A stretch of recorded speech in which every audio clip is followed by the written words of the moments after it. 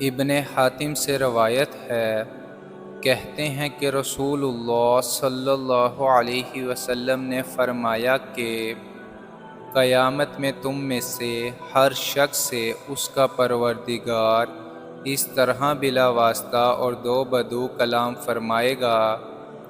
کہ نہ درمیان میں کوئی ترجمان ہوگا نہ کوئی پردہ حائل ہوگا۔ اس وقت بندہ کی یہ کیفیت ہوگی کہ وہ حیرت اور بے بسی سے ادھر ادھر دیکھے گا، پس جب نظر کرے گا اپنی دھانی جانب تو سوائے اپنے اعمال کے کچھ اس کو نظر نہ آئے گا، اور ایسے ہی جب نظر آئے گا بائیں جانب تو سوائے اپنے اعمال کے کچھ نظر نہ آئے گا، اور جب سامنے نظر دوڑائے گا تو اپنے روبرو آگ ہی آگ دیکھے گا۔ بس اے لوگو، دوزخ کی اس آگ سے بچو، اگرچہ خشک کھجور کے ایک خشک ٹکڑے ہی کے ذریعہ اس سے بچنے کی فکر کرو۔